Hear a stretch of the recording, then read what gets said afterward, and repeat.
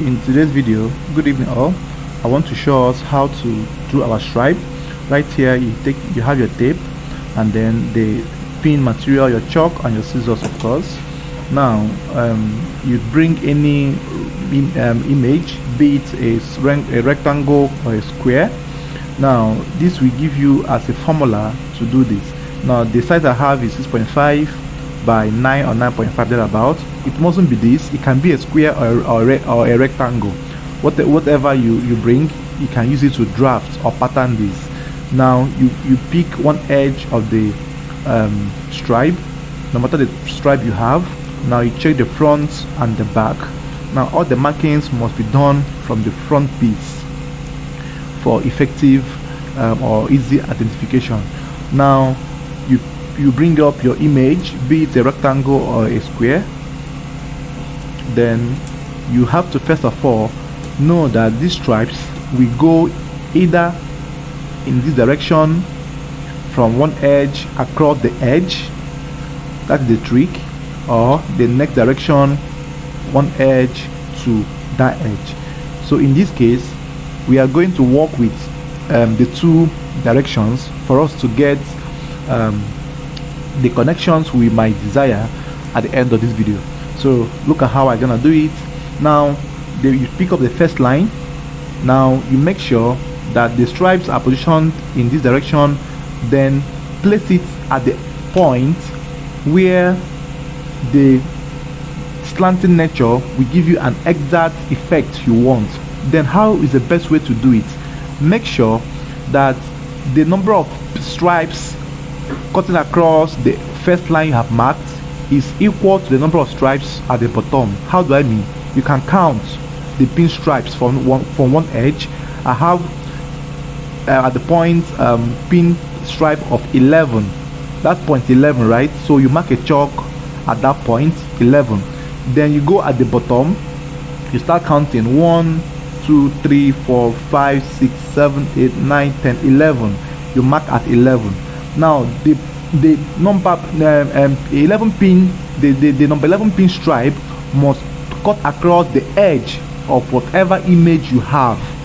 It mustn't be 11, it can be any number of a choice, but they must tally. That's the only way it will be in coherence. Then once you have gotten to that number of pin, right, then you mark your chalk right round the image you have, be it a rectangle or a block. Now once you mark it out, you have it in this form. Then you're now going to duplicate this into 4 pieces. So you cut it out at exact line you have marked. Please make sure you retain the same shape or the same marking. Don't cut excess or less than. Then cut on the exact line that you have cut it out. Now when you must have taken your time to cut on this line, you're going to differentiate the front from the back by marking a number at the back, 1 2 3 4, because they will be in 4 pieces or 4 panels. Now these 4 panels will come together to give you the bolder one panel that will have that stripe effect at the center foldings, right? Now you mark 1 here. That's for the first stripe we are working on. Now after this, now the next you will do is you draw your fabric and then take the first one, and then it came out this way, you face it down. Now you are going to face it down until you get the connection that will correspond the original markings you have done. That's the new line. Take your time to correspond it. If it's not tallying, you can change the direction to come from up to down, right? But you must make sure that you cut an exact image. Make sure that the right face is facing the right face. That's the front facing the front, right? Now you take your time to arrange it properly to the point you get a corresponding stripe effect. Now you take your time to do this, so you can turn it the other way around for you to have a perfect connection at that point. Now when you have gotten to that stage, now the connection I'm having is giving me perfect effect now. So I will cut at that point, exact of that point. Then when I have cut, when you have decided or how you have seen that is the exact position you want, then you can now cut. Please make sure you cut exact, please. It's very, very important. right? Learn how to cut exact. At this point, you are allowed to place a hard object on the piece of the fabric so that it doesn't shift, or you can pin rather if you wish to do so. Make sure that all stripes must correspond for you to have a coherence in your sewing stage. So you take your time to cut this. You cut at exact all through right round. These cutting processes or cutting style used to consume material. So when you're doing it, make sure you have enough material that will be enough to give you the 4 panels that will later be joined to form a bolder one panel. So don't be in a haste to do this as well. Take your time to do it. Before you cut, cross check the stripes to make sure they are corresponding. Then you cut at exact shape you have. Now you have finished cutting the first 2 pieces. You also write 2 at the back, right? Very important as well. Write 2 at the back. Then you are going to, let's open this and see the effect we have or we are having. Open it up. You can see how lovely it came out. Now this is the first set 2 that will be on top, right? Now look at how the stripes are corresponding. So you are going to replicate each panel in 2 now to get the down part of the stripe. Then you can still cross check if before you replicate it, turn the other one to come down to make sure that even the sides are corresponding with the side as well, right? Fine. At the bottom, sorry, is corresponding with the bottom, so that in case you misplace it, it can still serve you on both ends. So this is the easiest trick you can ever come across with. So we are now going to use these 2 pieces to cut the next 2, and then it will give us a perfect rectangular or whatever shape that is at the center fold. Then we are going to cut these 2 and then cut the other one as well too. Please make sure it gives you a perfect cutting for you to get the bolder image. Then you can see, check the other way around, you can see they are the same, they are corresponding. So however you're gonna place it, is still going to correspond and give you an appropriate result. So you also stretch out the fabric as well, then you start cutting. Then make sure you face it down as well, the right side facing the right side, please, very important. Then you go to the edge of the fabric. Please don't cut at the center, cut towards the edge that you have already started cutting from, so that you will not waste your fabric, right? So take your time to do this. You can stretch it out to come toward the edge so that you will not waste fabric. So make sure you take your time to correspond or tally the stripes. This will give you a bit mathematics to solve, right? So take your time to make sure that the stripes are corresponding at all edges, both the sides, the front, are up and down. Then you cut. Then when you have gotten to this stage, you have cut the 3 pieces.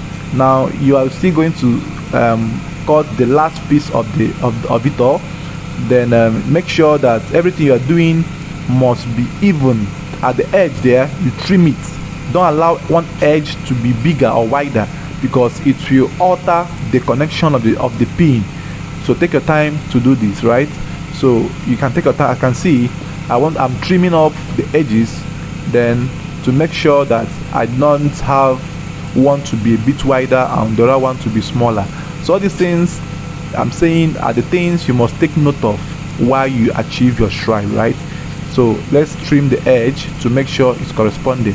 As you can see the difference there. So you don't need such. You need to trim it off to have uniformity in the cutting, please. Very, very important. So guys, so now you can manage it that way. So you can now write 3 on it so that you not misplace it. So I use number 1 to cut number 3, while I will use number 2 to cut number 4. Please take note of these points. The first one will be used to cut number 3, will be used to cut number 1 to use to cut 2, then you drop it, then take 1 to cut 3, and then take 2 to cut 4, right? 1 to 2, 1 to 3, and 2 to 4. That's how it's being cut. Then you place the number 2 to get your number 4 panel, right? So take your time to do this. This is the easiest method you can see anywhere, the most explained and simplified way. Most people find it very hard to achieve this, but it's as easy as ABCD. It's just for you to know how to play with your stripes, right? So you cut exact as you can see, right? Take your time to do this. Cut at the edges properly. Then when you have gotten to this stage, the next thing I will also show you is, okay, you already know you will gum the panels before you start joining, right? So I think with the help of this video, all of us can achieve this. So you bring it out as well, so you cross check what you have. So this is the number 2, right? So I use the back, placing at the back. So I'll fling it the other way around, but let me just check before I turn. So it's still giving me the same result, right? So you now turn it over. Then that's the front now, right? So it's, as you can see, they are still corresponding. So let's check it out with the other one. So this is number 4 now. Number 4, right? So it's also corresponding. And then let's bring the 1 and 2, 1 and 3 rather, together. As you can see, the results we are having, so lovely, right? So the next thing you will do now is you bring your material gum or cloth gum, the soft one, gum at the back of each of these panels. Gum at the back. So when you now gum, you can now go and join them in twos. Join this in two first. Join this in two, and then later on join the twos together to get the overall join at the center. Okay guys, so I hope this helps us. That's all for today. Thank you guys for watching, and don't forget Mr. Redefined. Right, thank you. One love. So let's have a closer look. This is what we have cut out. Alright guys, so you can see how corresponding the stripes are. So you can adjust it a bit and correspond. So while sewing, you can you must make sure you also correspond them. You can draw it a bit so that they will tally as well, right? So this is how the result came out. I hope to see some works from this. Thank you guys.